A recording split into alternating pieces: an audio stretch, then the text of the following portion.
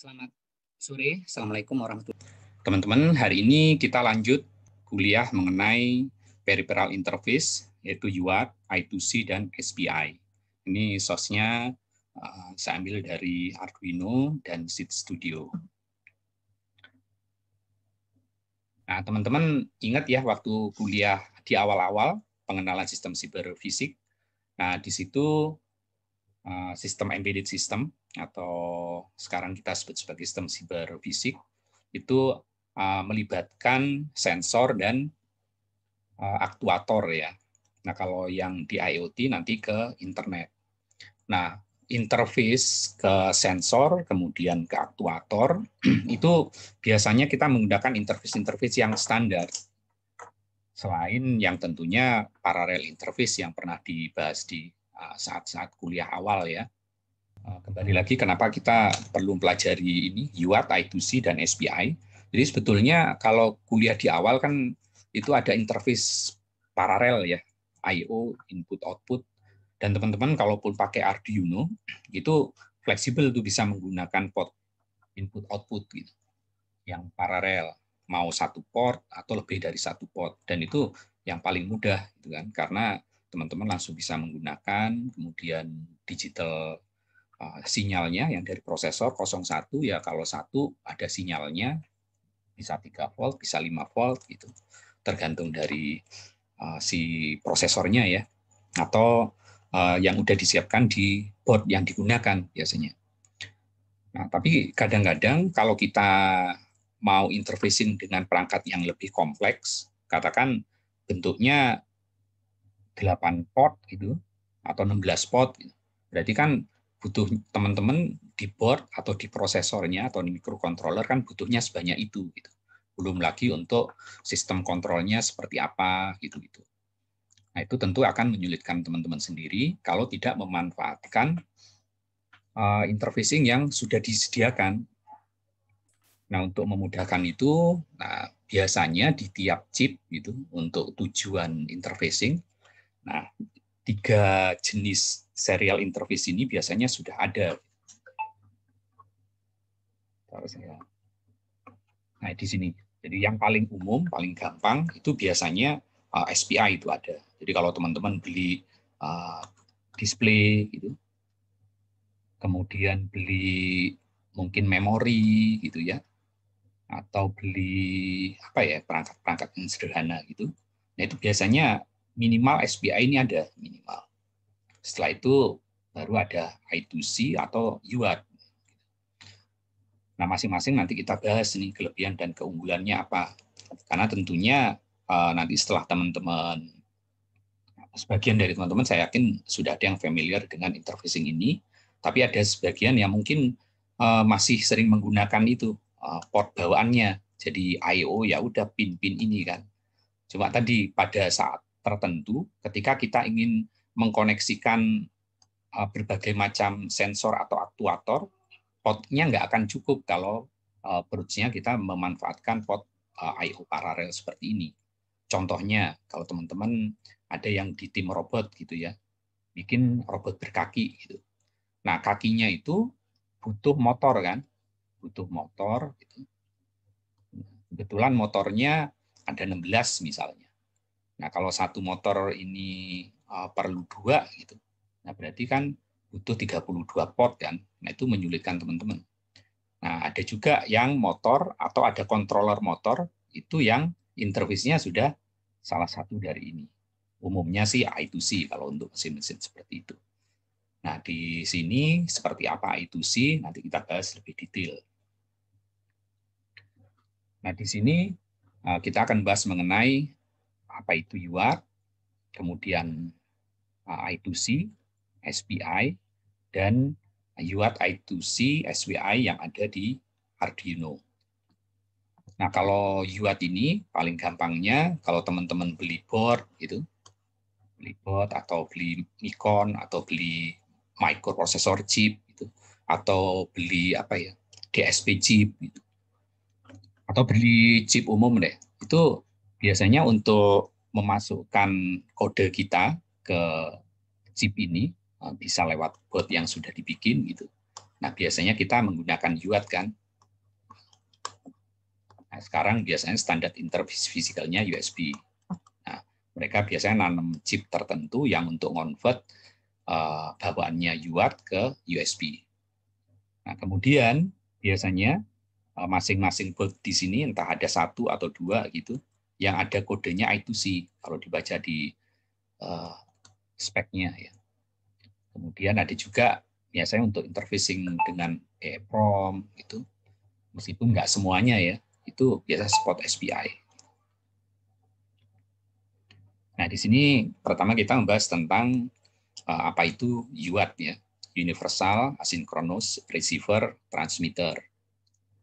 Nah, di sini UART ini itu biasanya bawaannya adalah full duplex, meskipun bisa didesain dia half duplex ya, tapi by default-nya, by sistemnya juga dia adalah full duplex. Jadi ada kabel khusus untuk transmit dan receive, tapi tidak ada kabel khusus untuk clock, karena clock-nya itu mengambil dari kabel untuk data. Nah, di sini sebelum masuk ke perangkat ininya, di bagian dari UART-nya, itu mereka punya shift register. Nah, seberapa besar shift registernya itu, dia dimanfaatkan untuk buffer. Ya, bisa 16 byte atau 32 byte, tentu tergantung dari chip UART yang digunakan.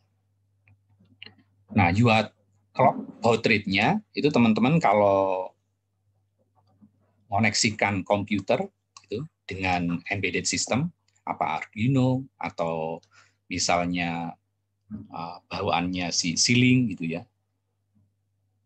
Nah, ini interface-nya yang menggunakan UART, kita bisa definisikan nih kecepatannya di sini. Nah, speed-nya ini biasanya akan menentukan clock yang digunakan untuk transmisi antara dua sistem ini. Nah, biasanya kecepatannya juga nggak tinggi-tinggi banget. Dulu biasanya kecepatan yang ini cuma 9,6 gitu ya, kilobit per second. Sekarang bisa aja 112 gitu ya, tapi nggak akan lebih dari ini. Jadi ukurannya paling 112 kilobit per second gitu. Yang umum ya 9,6 atau 19,2 ya gitu-gitu. Nah, salah satu keunggulan dari UART dibanding yang SPI maupun I2C adalah adanya ini parity bit. Karena bit yang bisa ditransfer kan 8 sama dia. Nah, untuk data itu datanya kan biasanya awal data itu awalnya dari ASCII code ya. ASCII code, baik huruf besar maupun huruf kecil. Huruf kecil itu biasanya kan mulai dari 97 kan ditambah 26. Itu pasti masih di bawah 128.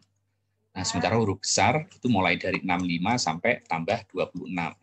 Sehingga dengan 7 bit udah cukup. Maka 1 bit itu biasanya digunakan untuk parity. Nah, parity ini biasanya hanya out parity atau even parity, hanya untuk ngecek apakah 7 bit ini ada error enggak. Biasanya kalau even parity, kalau misalnya bitnya adalah 1001017 ya. 1 misalkan 2, 4, 5, 6. Nah, kalau di event parity, maka kalau sudah genap ya berarti dia 0. Nah, artinya kalau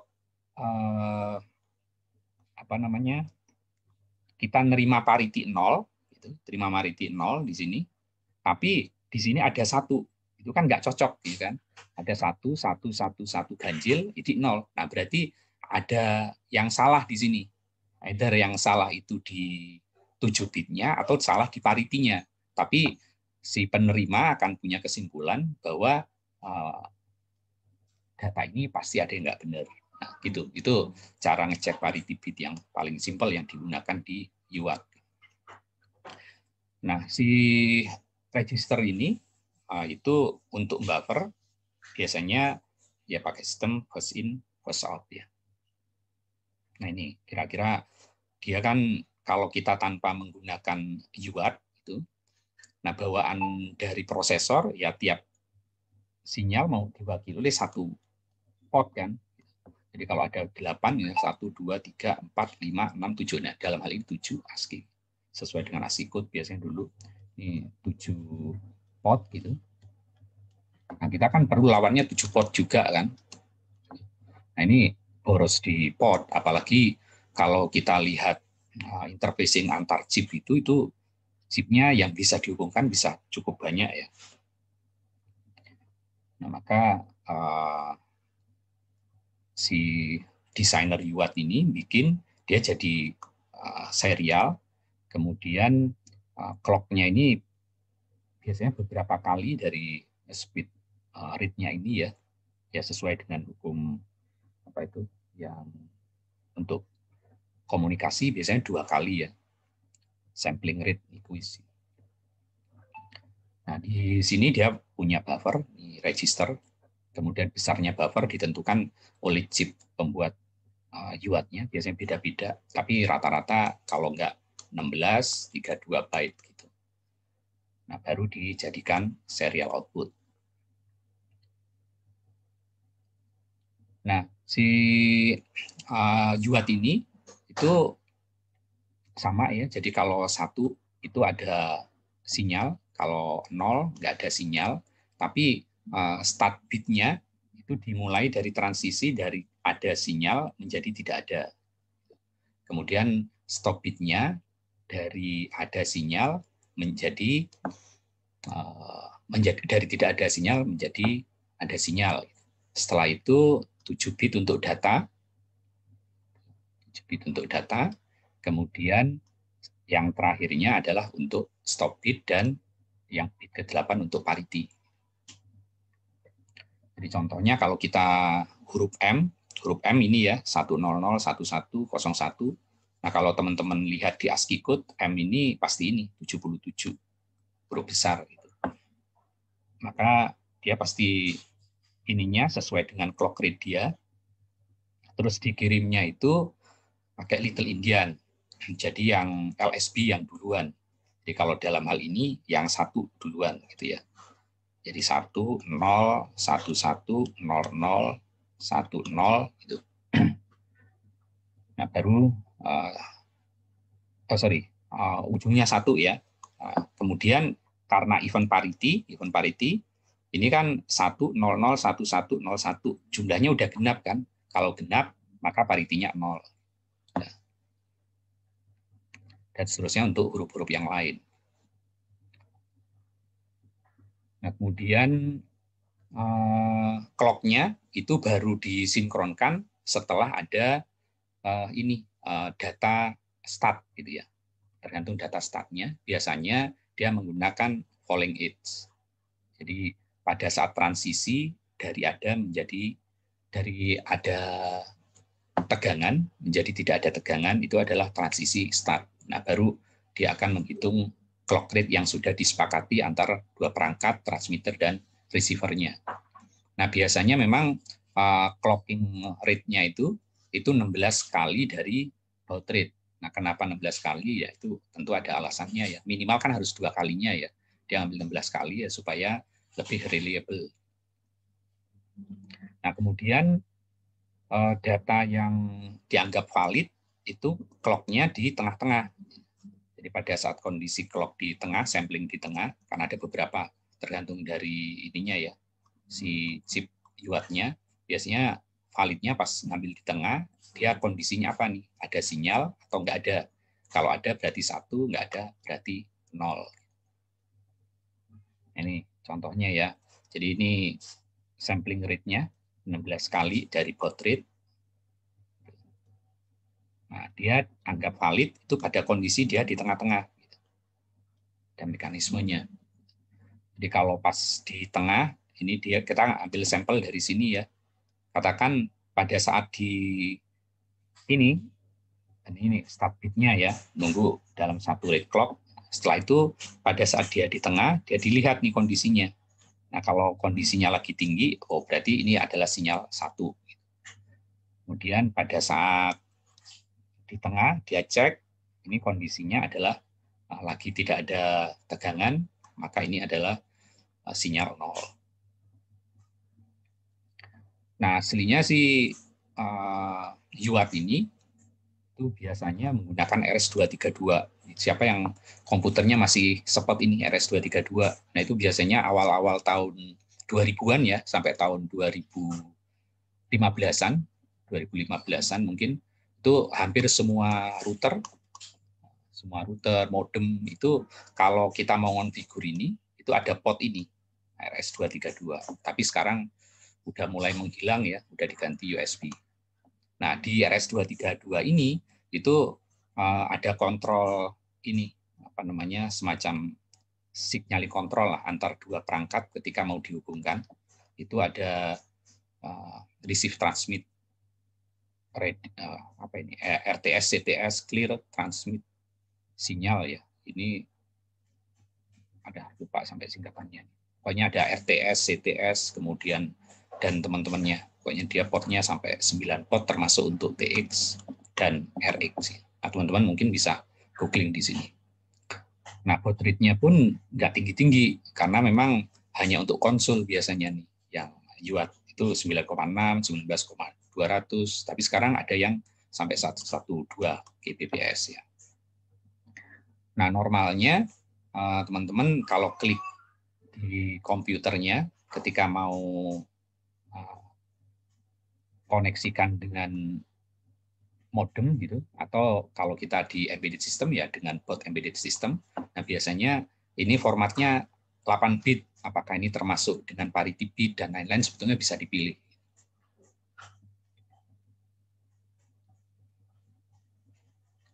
Nah, kemudian apalagi yang ini ya, ini sistem di dalamnya UART ya, ada bus in, bus out, kemudian ada register, kemudian standar modem interface-nya itu adalah ini RTS, CTS, DTR, DCD, DTR-nya 2 kali ya, ada RI. Nah, ini aturan sebetulnya kalau ada dua perangkat mau dikoneksikan sebelum sinyal TX dan RX dianggap valid, maka signalingnya harus kontrol ininya harus ada dulu. Misalnya RTS-nya ada dulu, setelah itu dibalas dengan CTS, kemudian carrier-nya ke-detect, dan seterusnya. Ini aturan yang ngikut aturan RS-232. Nah, tapi sinyal ini kalau dikonvert ke USB UART gitu, itu udah nggak kelihatan di sini. Ini kayak bisa dimanipulasi.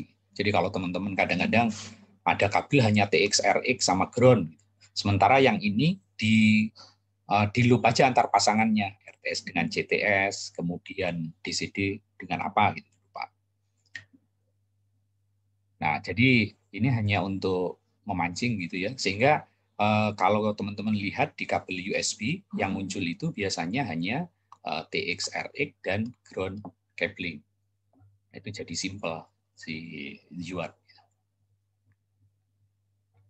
Nah, ini beberapa register yang ada di UART, itu ada control register, ada transmit, receive, VIBO control, mungkin status, interrupt, enable, format control, baud rate control. Nah, tapi ini biasanya sudah dihandle oleh si chip ya, chip atau udah jadi bagian chip yang akan kita integrasikan. Jadi kalau teman-teman beli Micron gitu, microcontroller, kemudian aktuator, mungkin sensor suhu gitu, atau yang lain-lain gitu. Biasanya kalau ada UART-nya, nah si register-register ini memang sudah ada di bagian dari Micron tersebut, sudah disiapkan. Jadi ada pin-pin yang belakangnya ini udah di handling ngikutin standar dari UART. Oke, berikutnya interface yang sering digunakan untuk kita menghubungkan dari dua chip biasanya untuk menyusun jadi satu sistem embedded atau satu sistem cyberfisik itu adalah I2C. Nah, kalau UART tadi ini kan umumnya digunakan antar dua perangkat aja ya. Jadi satu gini, kemudian nggak ada clock-nya karena clock-nya adanya mengikut TX atau RX gitu. Kemudian speed-nya nggak terlalu tinggi. Nah, berikutnya yang populer digunakan untuk kita menyambungkan dua sistem embedded atau bahkan dalam desain satu embedded system, satu cyberphysics system, terutama antara Micron atau board Micron dengan dunia luar yang umumnya berupa sensor atau aktuator. Sensornya bisa banyak ya, aktuatornya juga bisa banyak, termasuk display ya di aktuator ini. Nah, ini opsi ada I2C yang menarik. Nah, I2C sendiri itu memungkinkan kalau teman-teman merancang sebuah sistem, katakan sistem robotik gitu ya, menghubungkan ke Micron utama ini, ya kan? Oke, itu dengan kabel biasa aja, gitu. Kabel biasa, ada kabel untuk data dan ada kabel untuk clock, gitu. Kabel untuk clock. Jadi kabel data dan kabel clock biasanya kalau mau reliable ada kabel untuk grounding. Jadi kabel ini dihubungkan aja ke semua perangkat ini, ya kayak masing-masing gini, gitu ya.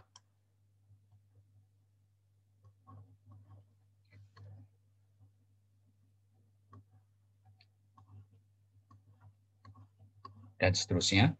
Ini jumlahnya sampai 128 perangkat. Memang nggak umum ya. Kalau kita mau nyambungin sampai 128 perangkat, nggak terlalu banyak juga. Tapi si I2C punya kemampuan untuk interkoneksi antar master dengan perangkat yang akan dia kontrol bisa sampai 128. Dan ini bisa multi-master. Nah, ini nanti kita bahas mengenai apa itu I2C, kemudian karakteristik dari busnya, kemudian data formatnya, dan tipikal perangkat-perangkat yang dikoneksikan menggunakan I2C. Dan ini sampel berikutnya nggak ada di sebetulnya. Itu masuknya yang di teman-teman kalau di lab mau nyoba pakai I2C, nah itu sampel yang dari Arduino cukup banyak bisa dilihat. I2C sendiri singkatan dari ini Inter-Integrated Circuit Bus ya. Jadi meskipun namanya circuit bus, itu kita mengkoneksikan I2C di perangkat yang tidak dalam satu board itu nggak ada masalah selama kabelnya memenuhi spek tertentu, maksimal panjangnya itu berapa ya, sekitar 4 meter ya kalau salah, ada spek ininya. Nah, selama ini terpenuhi, terus maksimal perangkat yang dikontrol 128, nah kita bisa menghubungkan itu. Kemudian clockingnya beda dengan UART. UART kan clockingnya asinkron ya. Nah, si I2C ini clocknya ada kabel tersendiri. Jadi ada kabel untuk data dan ada kabel untuk clock. Jadi dia sinkronus. Kemudian kecepatannya juga jauh lebih tinggi dari UART. Dia bisa sampai 3,4 Mbps. Meskipun penggunaan normalnya itu ya 400 Kbps biasanya. Tergantung dari spek I2C yang terpasang di Micron ya, sama spek I2C yang terpasang di sensor maupun aktuatornya. Ini kemudian ada data kabel untuk data dan ada kabel untuk clock. Ya. Jadi I2C itu mudah ditemukan lah di hampir semua perangkat. Kalau teman-teman beli mikroprosesor, mikrocontroller, DSP gitu, atau mungkin modul SoC, sistem on chip, atau perangkat-perangkat sensor, memori, kemudian aktuator, kemudian display, itu rata-rata teman-teman akan menemukan interface ini. Nah, itu artinya kalau ada tanda ini, kita bisa mengkoneksikan dua perangkat ini, atau kita bisa ngontrol perangkat tersebut dengan protokol I2C. Ini speed-nya ya. Ya, bisa 100, bisa 400, atau bahkan dalam kondisi tertentu bisa sampai 3,4 megabit per second. Ya karena I2C kabelnya hanya 3 ya. Oh, bukan BTX, ini data. Kemudian ini untuk clock. Kemudian jadi data ini bisa untuk arah TX, arah RX ya. Jadi gantian half duplex. Kalau ground ini hanya untuk memastikan bahwa ini lebih reliable gitu. Jadi dengan 3 port, tapi bisa mengkoneksikan antara prosesor dengan sekian banyak perangkat yang akan dikontrol. Gitu. Maka tentunya ini akan menghemat port ya. Dan tentu saja desainnya jadi lebih mudah. Kalau kita bikin board, kalau cablingnya ini harus one-to-one gini, itu meskipun hanya 3 port, itu susah kan. Tapi kalau di I2C, itu bisa kayak serial gitu. Jadi kalau kita punya prosesor, kemudian ini sensor yang akan kita kontrol, tapi yang sudah support I2C, maka kabelnya itu kita bisa bikin gini. Gitu kan. Kabelnya kita tarik kayak kabel listrik gitu. Yang ini masuk ke datanya, yang ini ke clock. Ini ke data, ini ke clock, ini ke data, ini ke clock. Ini ke data, ini ke clock gitu. Jadi kayak kabel listrik gitu ya. Sama ground-nya ya disambungkan ke ground masing-masing. Selama panjangnya ini masih masuk spesifikasi, jumlah perangkat masuk spesifikasi, itu bisa digunakan. Dan rate-nya pun nggak usah tinggi-tinggi, katakan 400 kilobit per second, karena sensor paling kalau hanya untuk akuisisi data, atau kita mau nampilin informasi tertentu, itu kan cukup ya. Nah itu kalau kita bikin PCB-nya, atau bikin rangkaiannya jadi sangat simpel kan. Keluar dari Nikon-nya hanya 3 gitu. Dan simple jadinya karena nggak perlu point to point ke tiap device seperti ini. Sehingga pasti akan mereduce cost untuk interkoneksi. Gitu. Kemudian pin-nya juga sedikit, di Nikon-nya hanya 3.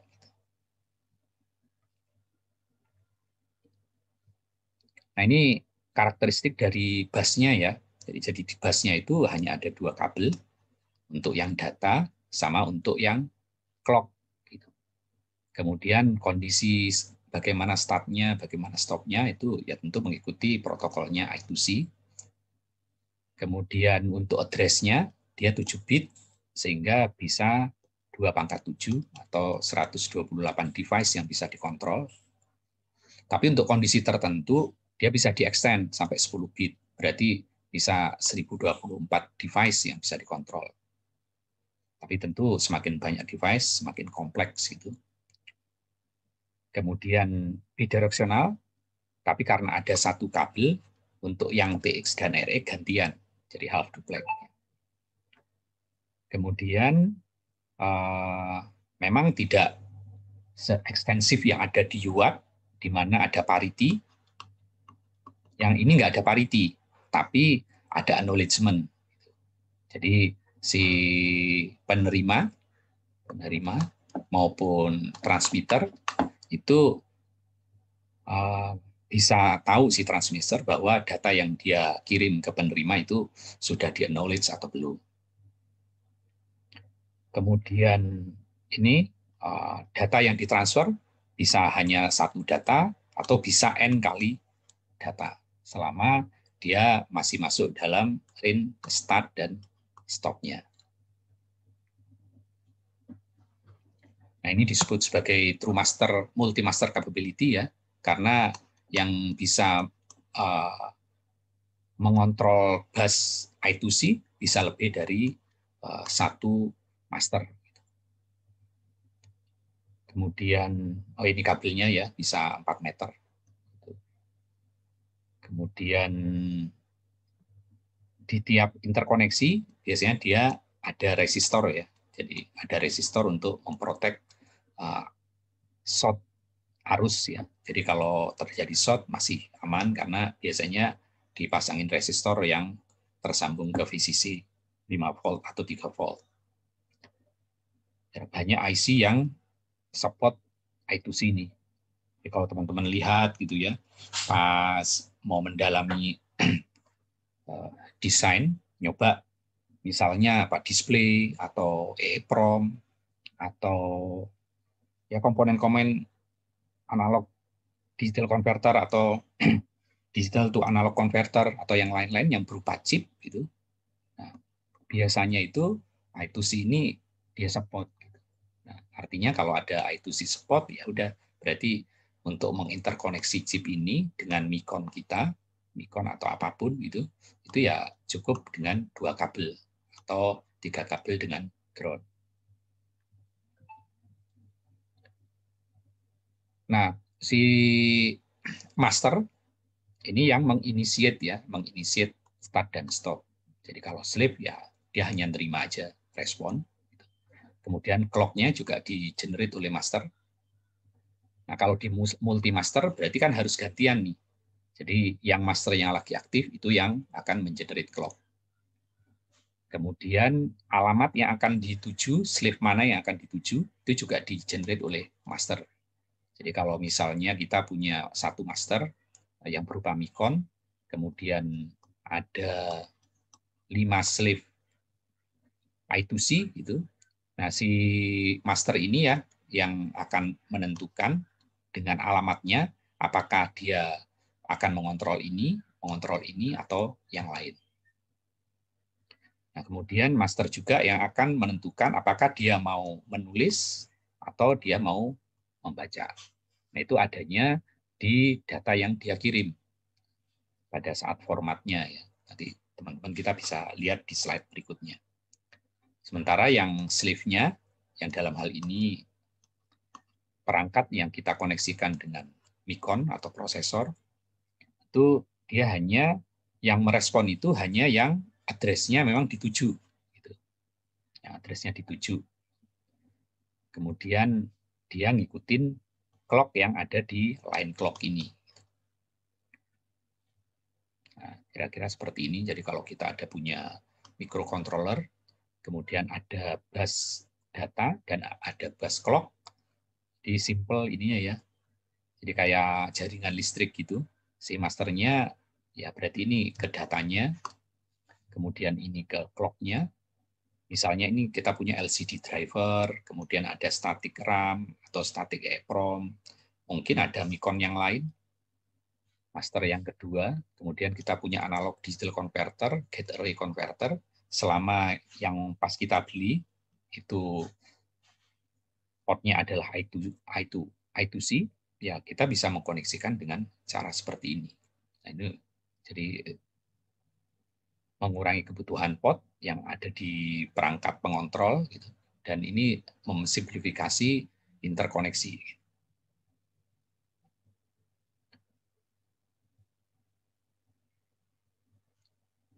Kemudian di tiap device itu dikoneksikan dengan ini ya open drain atau biasanya ada pengaman ya kalau kita desain itu kan ada tegangan yang tinggi ya.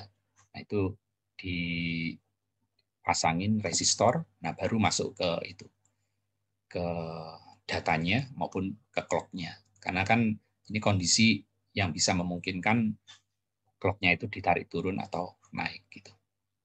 Nah, biasanya itu dengan 5 volt biasanya ya. Tapi ada juga yang dengan 3 volt tergantung dari I2C spek chip yang kita gunakan. Kemudian masternya bisa transmit, bisa receive.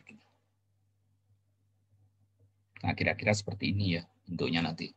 Nah, ini kan perangkat di dalamnya hanya model. Jadi kalau kenyataannya chipnya bisa macam-macam ya bentuknya. Kemudian dia ditarik ke tegangan tinggi, kemudian ada pull up resistornya, angkanya tertentu, biasanya di spek manufacturer I2C sesuai masing-masing chipnya udah disebutkan ini. Nah, ini ada yang dikoneksikan ke clock, ada yang dikoneksikan ke jalur data. Tapi tiap jalur, at least ada satu yang dikoneksikan ke sini, ke resistor pull up. Ya. Jadi device-nya bisa many device, hanya dengan model koneksi yang simple seperti ini. Kalau yang 7 bit address bisa 128, atau kalau yang extended bisa 1024 address ya. Nah, kalau mau ngatur ininya gimana proses ininya ya itu udah di handle oleh I2C yang ada di masing-masing perangkat ini. Dan kabelnya ini bisa 4 meter.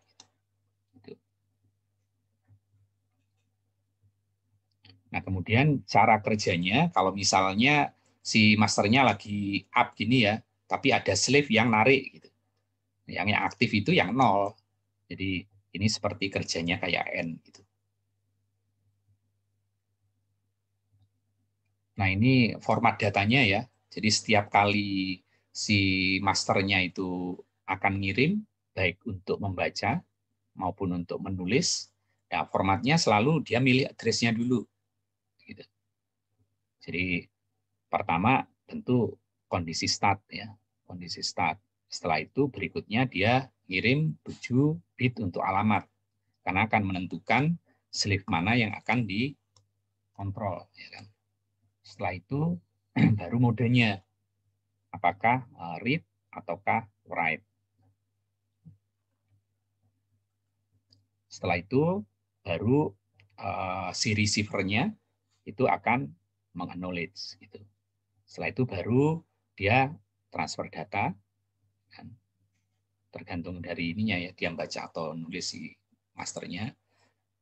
Kemudian data berikutnya, nah panjang N-nya, panjang data yang akan dia kirim bisa banyak, tidak ada batasnya, selama tidak ada sinyal stop ini. Nah sebelum sinyal stop, biasanya si receiver-nya itu nggak harus ngirim ACK. Meskipun kalau ngirim ACK pun masih oke. Nah, kalau teman-teman baca mungkin sebagian sudah ada familiar ya. Jadi kalau beli chip atau ini kan kadang-kadang baca data chip tuh. Jadi misalnya ada tanda kayak gini nih, RW. Nah, yang 0 itu adalah slave receive gitu. Yang 1 slave transmit. Nah, 01 ini kadang-kadang ditulisnya sama pembuat datasheet itu tanda gini nih. Jadi kalau misalnya di W-nya itu adalah ini tanda gini ya. Nah, itu berarti kondisi write-nya itu adalah 0. Berarti kalau kita baca di prosesor gitu, prosesor itu. Kemudian ada kondisi read write seperti ini. Read-nya itu dikasih tanda gini, berarti kondisi 0-nya itu adalah write. Kondisi 0-nya adalah write. Tapi kalau yang nggak dikasih tanda, berarti kondisi aktifnya adalah read.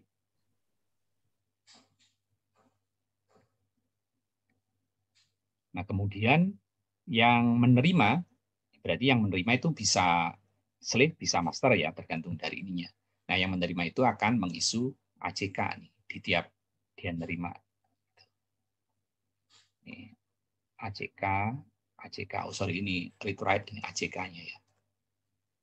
Nah, kalau yang alamat pertama kali, yang mengisu ACK address selalu slave. Gitu. Tapi kalau untuk yang datanya, ini yang menerima bisa master, bisa slave. Jadi tiap kali si master itu akan berkomunikasi dengan slave, selalu dia mulai dengan start, kan? Diakhiri dengan stop. Dia yang kontrol si masternya. Kemudian dia mengenerate clock, jadi clock yang ada di kabel clock, dia yang mengenerate. Kalau ada 2 master, berarti master yang sedang mengenerate itulah yang lagi handle busnya. Pasti dia lemparin alamat slave yang akan dia baca atau dia tulis 7 bit bawaannya. Ya kalau teman-teman baca tulisannya tadi, read atau write, nah ini tergantung mana. Kan ada kadang-kadang yang R-nya diginiin ya, tapi umumnya yang read-nya yang diginiin. Berarti kalau lagi 0, dia posisinya write, kalau lagi 1, dia posisinya read. Nah setelah itu tergantung dalam kondisi read, kalau si masternya membaca, berarti datanya itu dari slave ke master ya, kayak gini ya. Kalau dalam kondisi read, si masternya inilah yang akan mengirim knowledge, karena data ini akan dikirim oleh slave. Gitu ya. Tapi kalau kondisinya write, berarti yang menerima adalah slave ya. Nah, ACK ini akan dikirim oleh slave. Nah, ACK yang di sini berarti penerima, tergantung bisa master, bisa slave, dan seterusnya. Sampai si master itu menginitiate stop.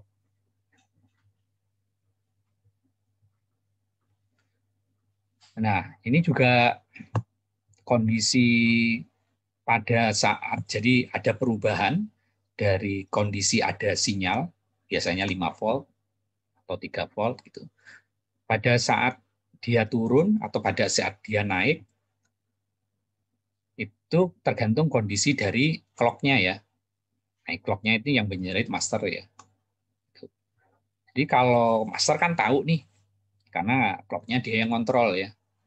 Jadi pada saat dia mau mulai, dia tinggal meng-end-kan data yang sinyal yang open drain high itu, dia end-kan dengan sinyal 0 kan, dengan 0. Otomatis turun. Pada saat turun tapi clock-nya high, nah itu berarti tanda dia start. Kemudian pada saat kondisi dari 0 naik, tapi pada saat clock-nya high, itu adalah kondisi stop. Ini start. Nah, sisanya perubahan itu hanya valid kalau kondisi clock-nya lagi turun. Jadi kalau pas kebetulan di sini mungkin karena kesalahan kabel atau apa, ini kondisi ini ke sini gitu ya. Nah, ini berarti kondisi stop gitu. Ya, karena pas perubahannya adanya di kondisi yang clock high. Tapi yang lain ya kalau perubahannya dia ada di clock lagi low, nah ini valid. Berarti ini lagi 1, sementara yang ini lagi turun, ini adalah 0, dan seterusnya.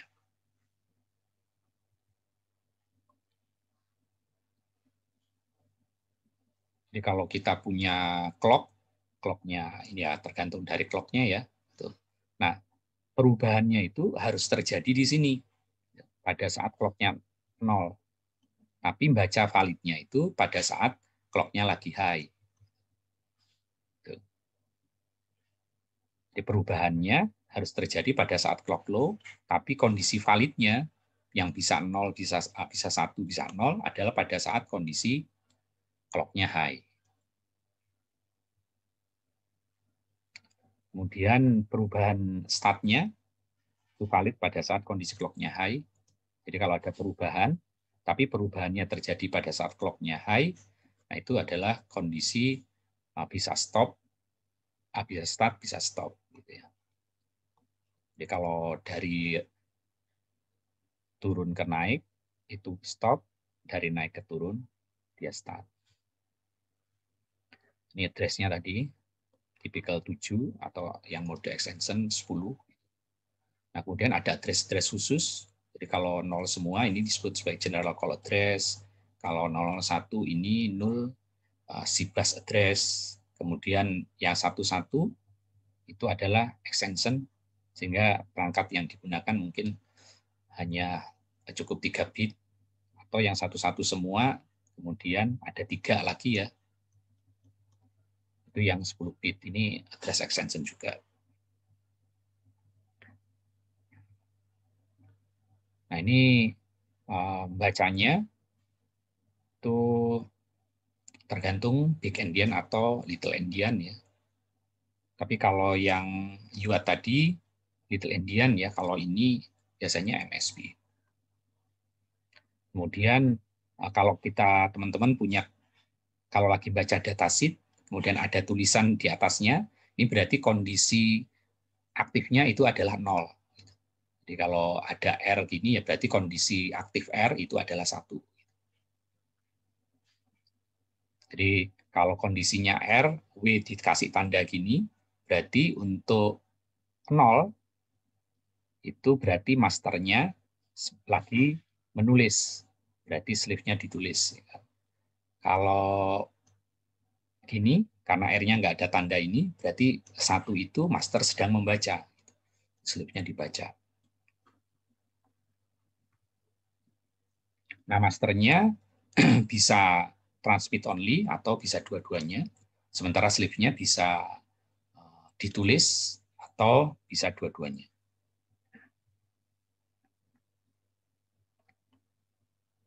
Nah, ini kalau kondisi acknowledgement ya, kondisi acknowledgement itu yang meng-acknowledge itu adalah penerima ya, penerima. Jadi setiap ada data ke segini gitu. Terus ada ditarik gini nih. Jadi pada saat ini, pada saat data ke-8, bit ke-8, nah dia kondisinya pada saat clock rendah, kalau ada si penerimanya itu narik dari kondisi tinggi ke kondisi rendah, nah itu berarti di acknowledge. Nah kalau ternyata setelah bit ke-8 ini nggak ditarik, nah itu artinya si penerimanya nggak meng-acknowledge atau kondisi NAK. Ya artinya bisa dianggap data ini si pengirim tahu bahwa datanya itu mungkin nggak nyampe ke lawannya ya.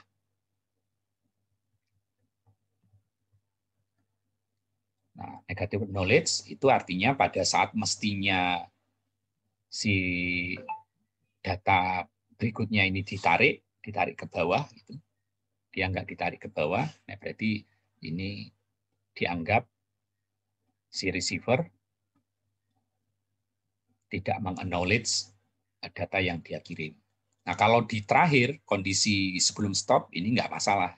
Tapi kalau kondisi data yang dikirim itu N kali 8 byte, tapi belum terakhir, nah ini bisa dianggap bahwa memang data tersebut masih belum valid diterima oleh receiver.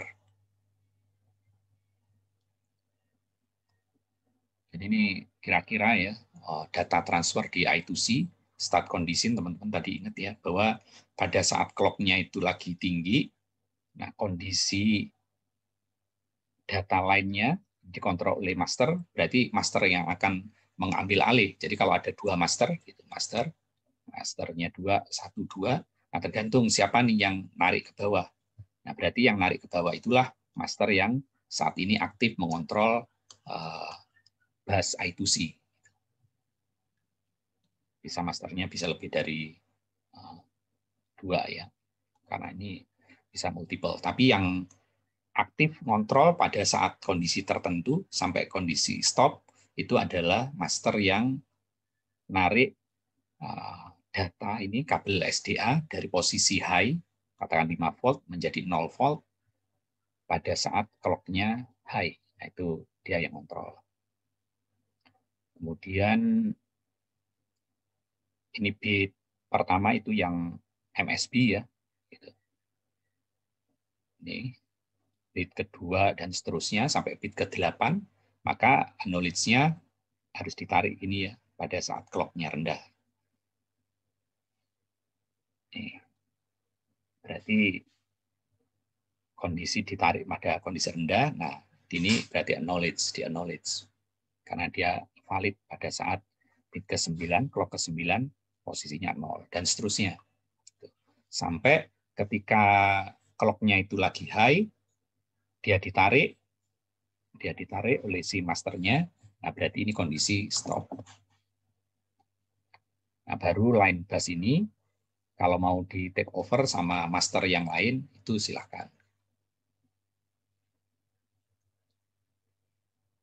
Ini kondisi tadi hanya untuk penggambaran, kalau masternya lagi ingin menulis ke slave, atau sebaliknya masternya ingin membaca dari slave. Ya kan? Jadi tetap sama sih. Jadi kondisinya ini start, diakhiri dengan stop, ini sama, start diakhiri dengan stop, start diakhiri dengan stop, kemudian selalu si master itu ngirim slave address sama kondisi, apakah dia read atau write. Kalau mau read, dia sinyalnya 1, write berarti sinyalnya 0. Nah, kemudian slave yang lagi mau dibaca ataupun mau ditulis, itu akan ngirim acknowledgement. Nah, baru data ini dikirim oleh master atau slave, tergantung kondisinya, dia lagi dibaca, ditulis atau dibaca ya. Sampai terakhir, yang terakhir ini boleh kondisinya 0, berarti bisa NaK.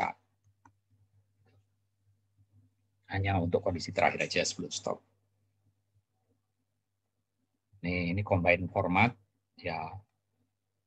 Jadi si slave ini bisa mengganti ini pada sebelum kondisi stop, misalnya ada multi master gitu ya, master 1, master 2, master 3. Dia pada saat yang sama ya kan, ngirim ke address, dibaca read write, kemudian datanya, kemudian dia membaca atau menulis ke slave yang lain itu sampai dia ngeluarin stop, itu juga bisa. Nah, kadang-kadang ketika masternya itu lebih dari 1, itu dibutuhkan arbitrator ya. Tapi di I2C ini simple, ini arbitration-nya cukup melihat kondisi ini, ada clocking atau enggak yang di-generate oleh master yang lain.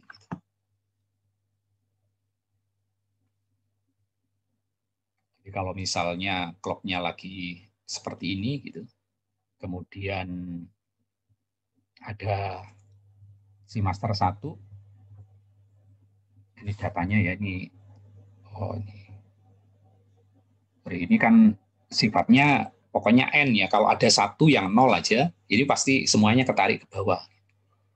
Jadi dalam kondisi tertentu, ini kan memenuhi semua ya, yang ini terpenuhi. Nah ini berarti startnya itu, kalau ini kan telat nih, ya si data ini yang akan take over gitu. Tapi pada kondisi tertentu, misalnya, ini nih, si ini kan narik ke bawah ya, narik ke bawah pada saat kondisi ini.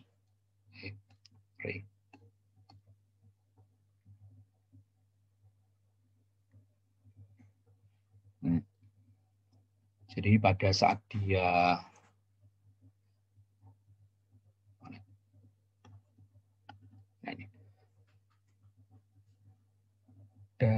jadi data satunya kan dari master ya, jadi tapi nggak terlalu kelihatan di sini.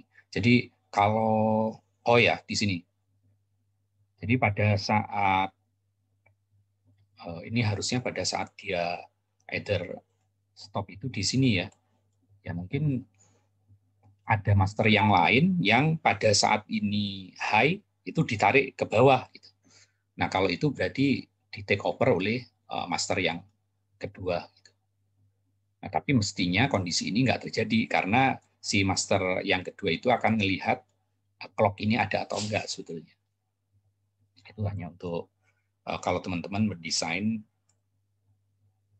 kondisi dalam satu bus itu lebih dari 2 master ya. Nah, memang di I2C tidak seperti di UART, dia tidak ada error checking ya, tidak ada parity. Sehingga valid enggaknya itu benar-benar tergantung dari AJK, ada atau enggak AJK. Nah, parity-nya bisa diserahkan ke prosesor, diolah datanya yang diterima gitu ya. Jadi artinya data yang di sini bisa aja mengandung error checking. Kemudian kalau cablingnya misalnya panjang gitu ya, clock-nya banyak gitu, ya kadang-kadang terjadi glitch bisa jadi, sehingga data yang diterima itu sebetulnya data yang nggak valid gitu. Tapi kalau kita hanya rely ke I2C protokol itu nggak akan ketahuan. Maka di prosesor, itu bisa aja ditambahin mekanisme error checking yang lain.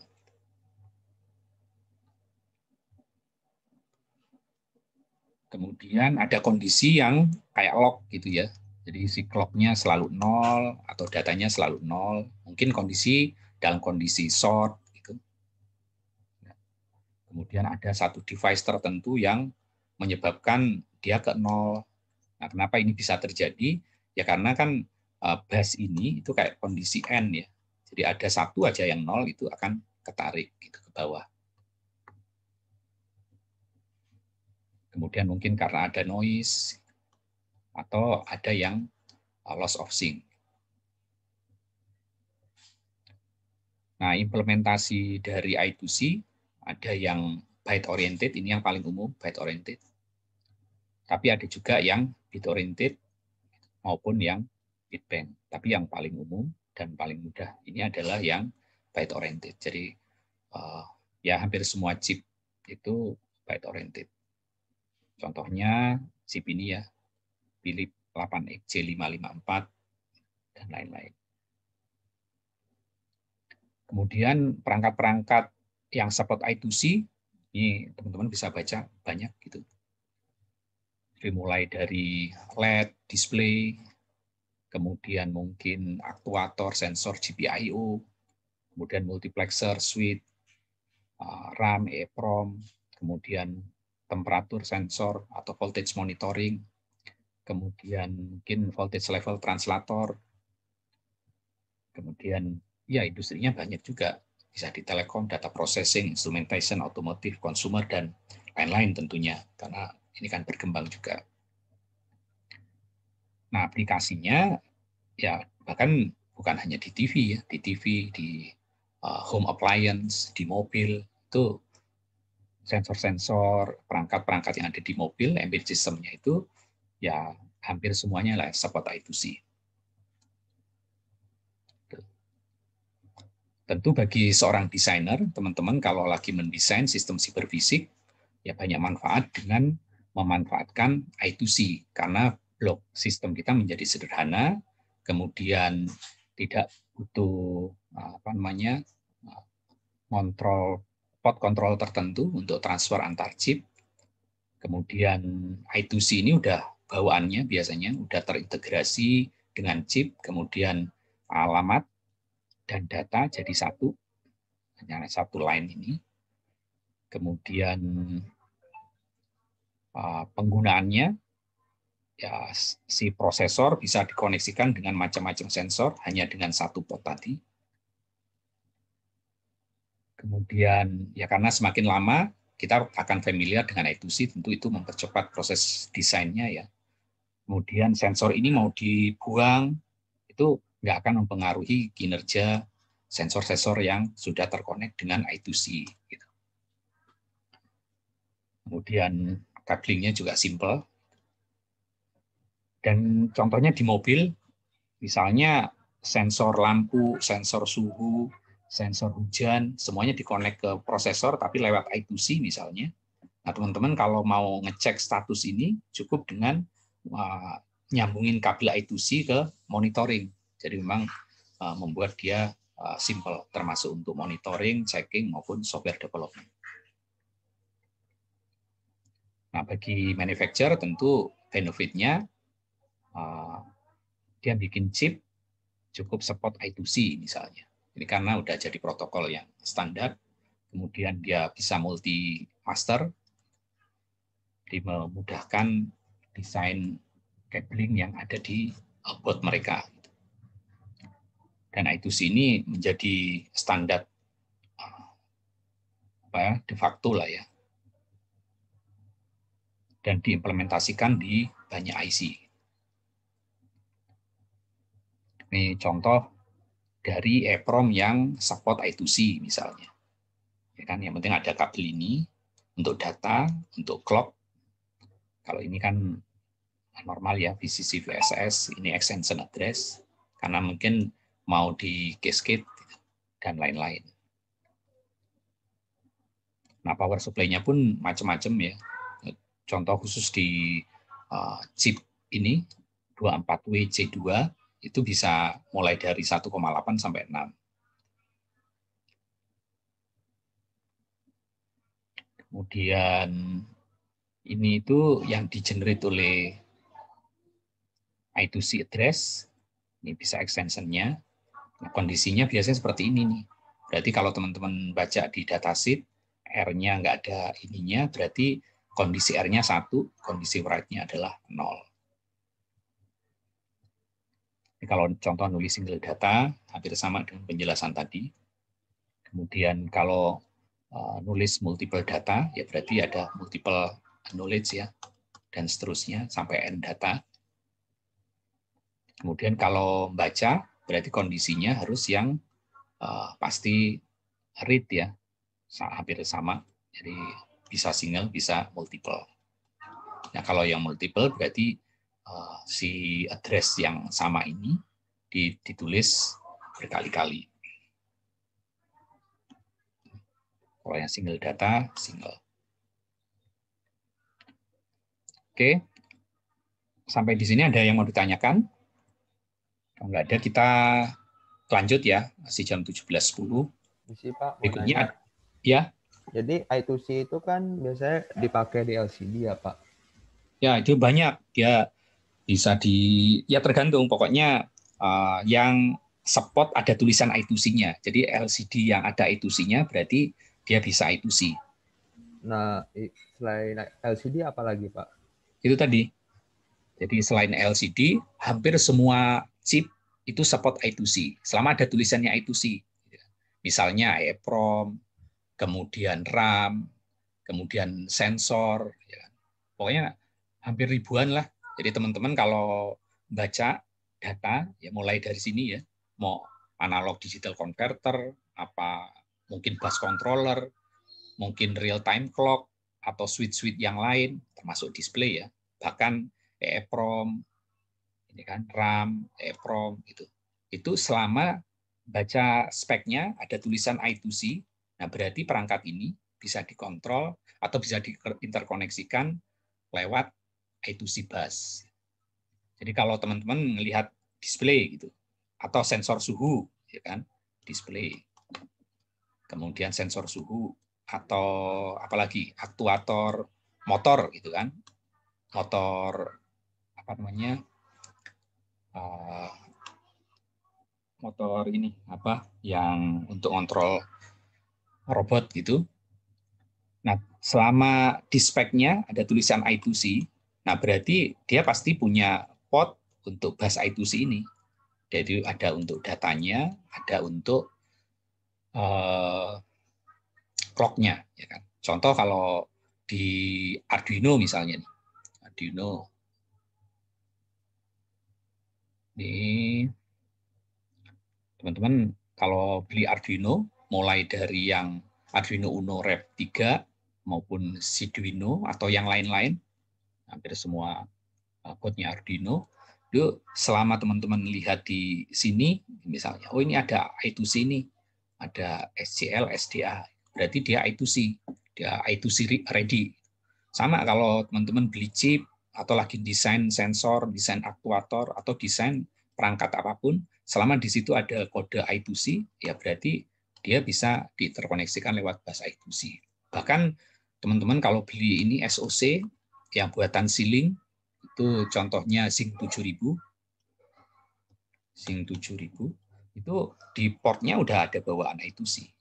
Jadi I2C itu satu di antara 3 serial peripheral yang paling banyak digunakan, yaitu di antara UART, SPI, dan I2C. Jadi pasti teman-teman mudah untuk mendapatkan itu.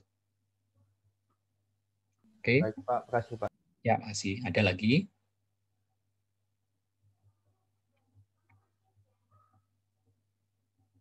Oke, berikutnya yang banyak juga digunakan adalah ini SPI.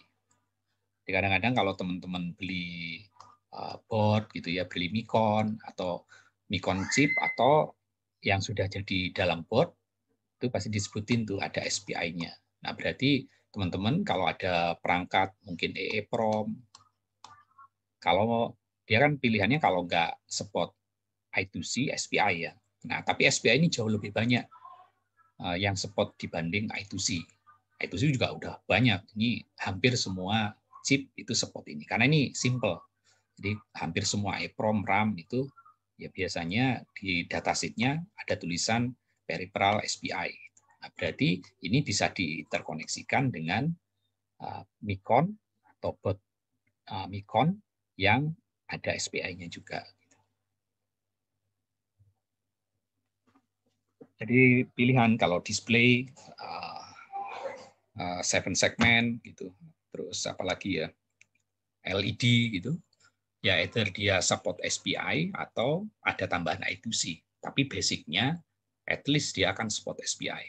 Ini lebih banyak digunakan karena memang simple. Tapi ya ini tentu karena simpelnya ya ada kelemahannya juga, gitu kan.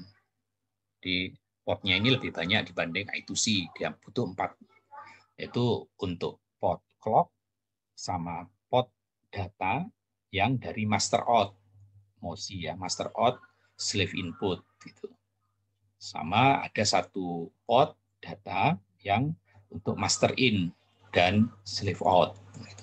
Sama untuk kontrol. Jadi slave mana yang sedang dibaca atau sedang ditulisi oleh master. Jadi at least dia butuh 4 sini.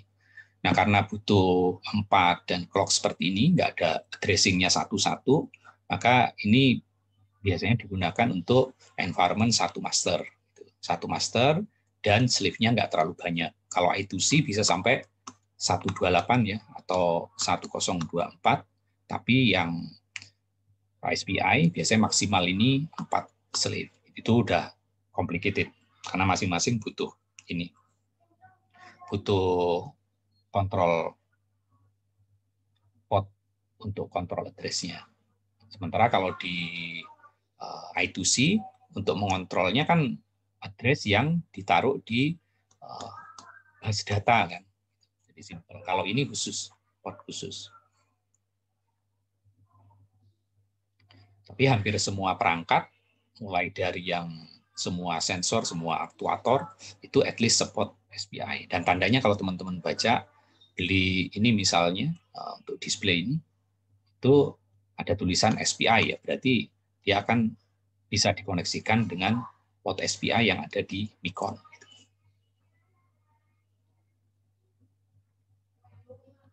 Jadi ini menggunakan 4 wire, ya kan? Kemudian jaraknya nggak terlalu jauh, bisa beberapa slave, tapi nggak banyak.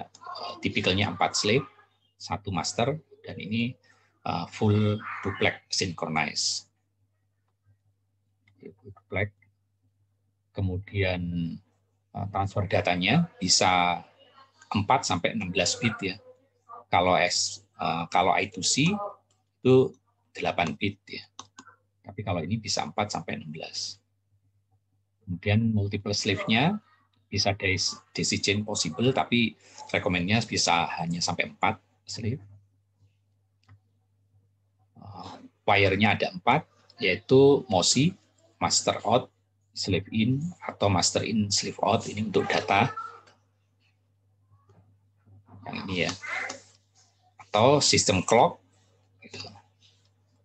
Kemudian untuk memilih slave, select slave. Nah, karena seperti ini, nggak ada high train. Ini kan biasanya kalau yang I2C, si kabel data sama kabel clock-nya harus dikoneksikan dengan ini open drain resistor ya, ke up bisa 5 volt atau 1,8 volt atau yang lain. Tapi kalau yang ini nggak perlu, karena simpel seperti ini, sehingga ini lebih cepat. Ini jauh lebih cepat dibanding I2C. Jadi kalau teman-teman ingin mengkoneksikan yang butuh kecepatan tinggi, tapi hanya 1-2 slave, ya pilihannya adalah SPI. Kemudian dia punya shift register tentunya di dalamnya sini. Sehingga sekali ngirim seret sampai 32 byte misalnya. Nggak usah khawatir, ini nggak akan sampai di sini, karena ini urusannya sudah di-handle oleh register di dalamnya. Tapi apakah registernya 32 bit, apakah 16 byte, itu tergantung dari chipnya. Ini simple ya, ini simple, kemudian speed-nya bisa tinggi, kemudian full duplex. Ini sistem-sistem yang support SPI, hampir semuanya, mulai dari konverter, memori, real-time clock, sensor, kemudian maupun perangkat-perangkat yang lain. Ini kondisinya kalau multiple slave ya. Jadi ininya sama dengan I2C, jadi kabelnya bisa simple gitu. Tapi yang bikin complicated adalah kabel seleknya harus satu-satu ini, atau ada selektor dikoneksikan dengan selektor.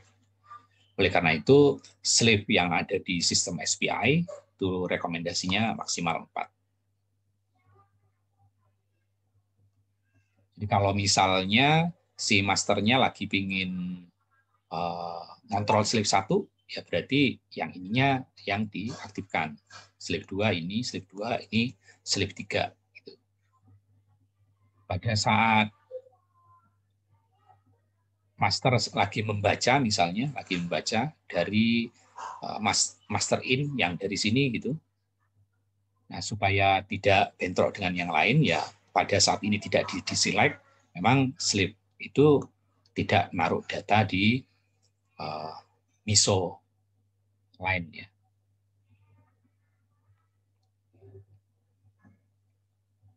Kemudian ini adalah konsep master to slave data movement. Berarti yang ini ya sama sebetulnya, karena apa namanya line-nya kan beda ya antara master yang out sama master yang in. Tergantung dari clock-nya. Jadi 1 bit itu ya 1 clock. Jadi nggak ada dia ditarik seperti SPI gitu ya. Start stop-nya ya simple gitu. Kemudian ini kondisi to master ya. Jadi sama karena ininya beda potnya ya. Jadi baik ke master maupun dari master. Karena potnya kalau yang dari master pakai kabel yang ini, kalau ke master pakai kabel yang MISO.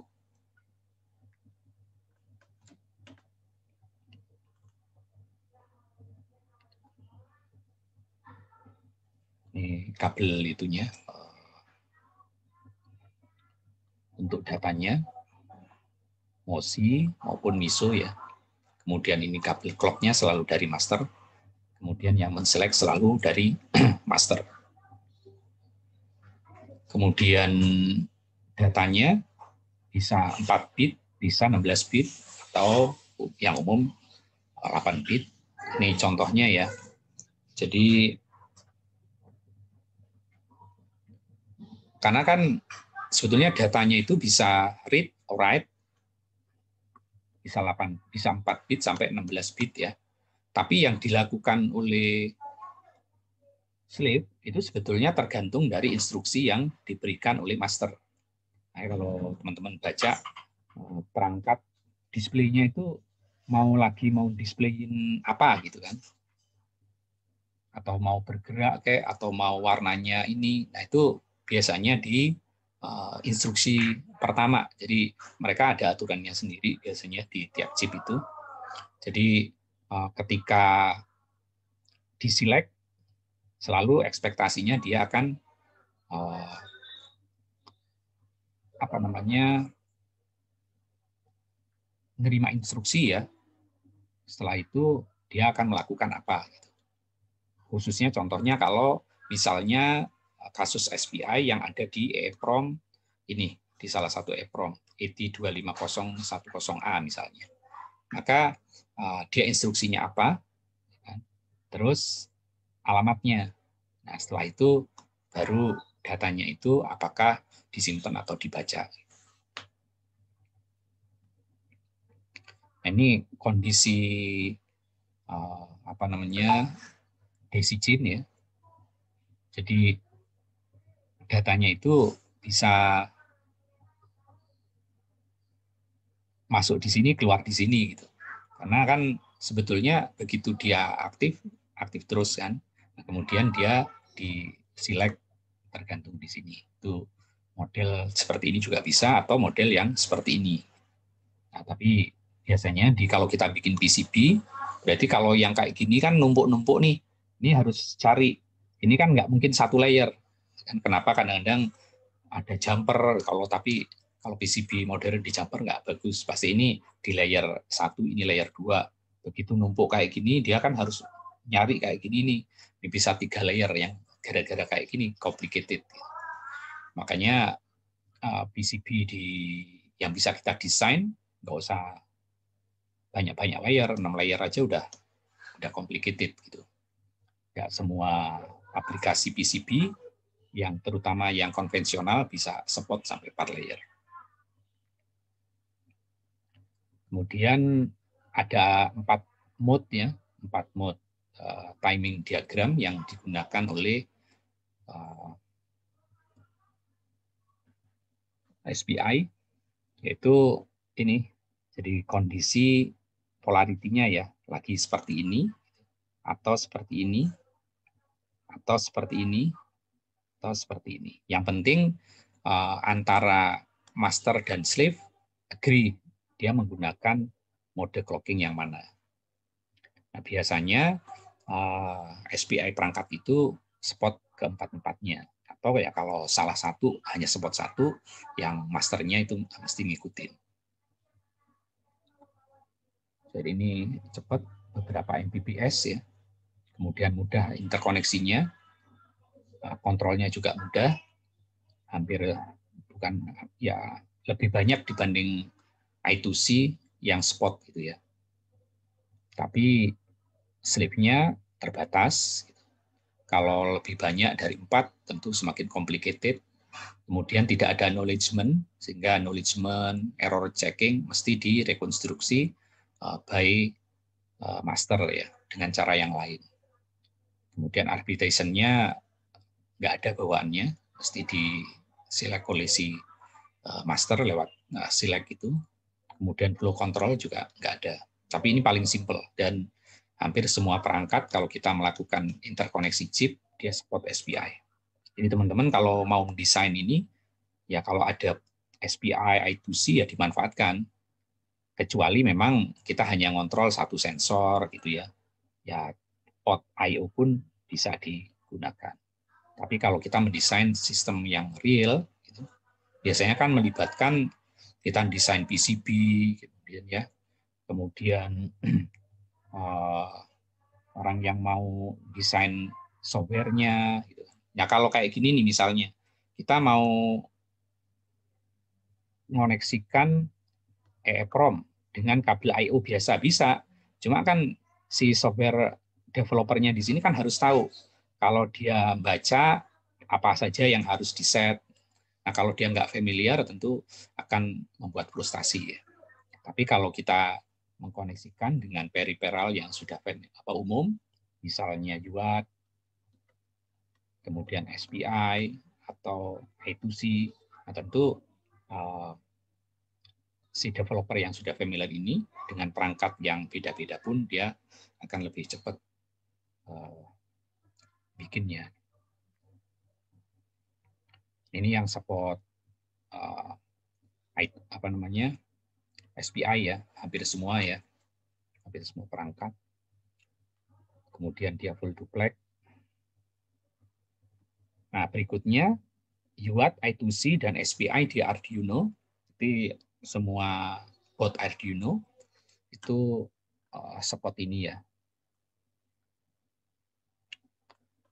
Arduino Uno Rev 3 dia support UART 1 biasanya untuk kontrol. Biasanya ya kalau di board embedded system bahkan yang SoC sistem on chip boardnya itu UART-nya either sendiri atau udah dikonversi ke USB. Sehingga kalau kita mau program board ini itu interface-nya pakai interface standar tapi ininya UART. Kemudian dia punya beberapa I2C biasanya. Kemudian ada SPI. Ini Arduino juga demikian. Dia ada UART-nya, ada SPI, ada I2C, ada I2C. Kemudian yang Arduino Nano juga dia punya SPI, punya UART, kemudian punya I2C, juga ada beberapa. Nah, ini beberapa advantage UART di Arduino ya. Tentu advantage-nya karena ini simple, kemudian sensornya bisa sensor, aktuator yang bisa diinterkoneksikan ke Micon kita itu bisa banyak dengan cabling yang sederhana, bahkan dengan jarak yang bisa relatif jauh ya, 4 meter. Jadi kalau kita punya board Arduino di sini, kemudian kita dengan cabling sampai 4 meter pun masih bisa gitu. Sensornya artinya naruh board Arduino di kita kan misalnya desain untuk pintu gitu ya. Misalnya di sini sensornya di pintu gitu. Nah, itu masih bisa. Cuma ya cabling aja yang ruwet.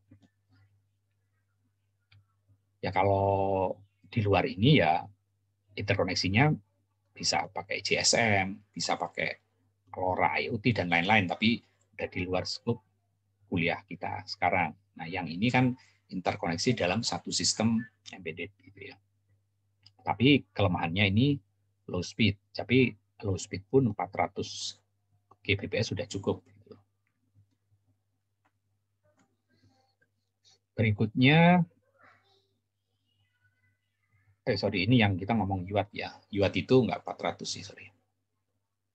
UART itu yang tadi bisa hanya 1 Kbps atau umumnya ya 9,6, 19,2 kilobit per second. Terus ini untuk hubungan 1 ke 1 ya, nggak multiple slave.